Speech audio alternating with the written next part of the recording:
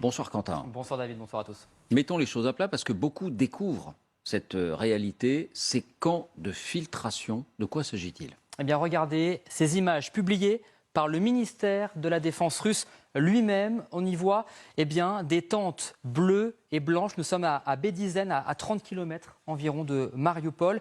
Ces tentes, elles sont gardées par des soldats russes. On y voit également des civils ukrainiens évacués de la cité de Mariupol, emmenés par les Russes eux-mêmes dans ces bus. Vous les voyez à l'écran. On les voit notamment rentrer dans ces tentes. Alors, des camps comme celui-ci, il en existerait 13 selon l'organisation Human Rights Watch, au moins, principalement dans cette zone du sud du Donbass.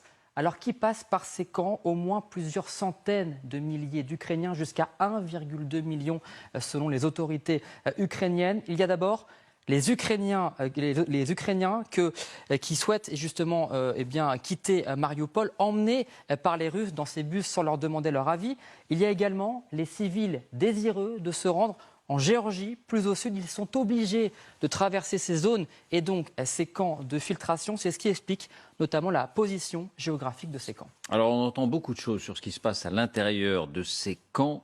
Que sait-on à ce jour? Eh bien, officiellement, pour les autorités russes, ces camps sont des centres d'accueil. À l'intérieur, des relevés d'identité, des délivrances de laissez-passer frappés de 2 lettres, FP pour Filtration Point, qui permet à ces familles de circuler librement dans les territoires contrôlés par Moscou. Mais côté ukrainien, c'est une toute autre version qui est racontée avec de nouveaux éléments, notamment publiés par nos confrères du Guardian et de France 24. Une version beaucoup plus violente avec des effets personnels confisqués, analysés.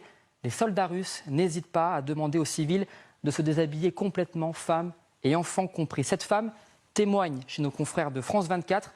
Après qu'ils m'ont demandé de me déshabiller, ils ont vu un tatouage où il est écrit « La vie est belle » en français. Ils ne pensaient pas que c'était du français, ils pensaient que c'était de l'allemand.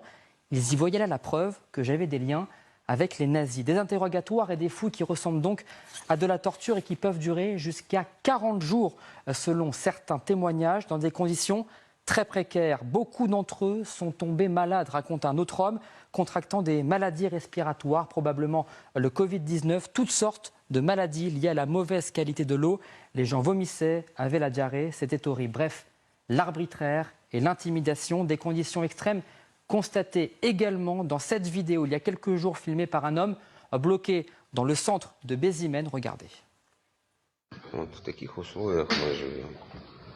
На полу, в сараче. Антисанитария полная. Это фойе.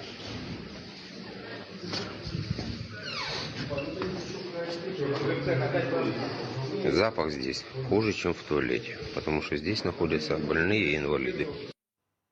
Alors la question qu'on pose, c'est pourquoi?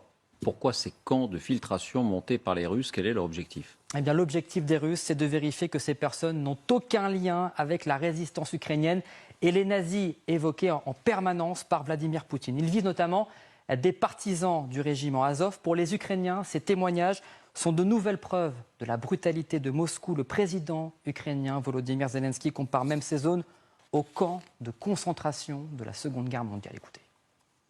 Депортація в Росії більше 500 тисяч українців і так звані фільтраційні табори, які російські війська створили на окупаційній території України, це наслідування депортаціям і концентраційним таборам, які нацисти робили в Європі. Des accusations que, bien sûr, le Kremlin réfute en bloc. Merci Quentin.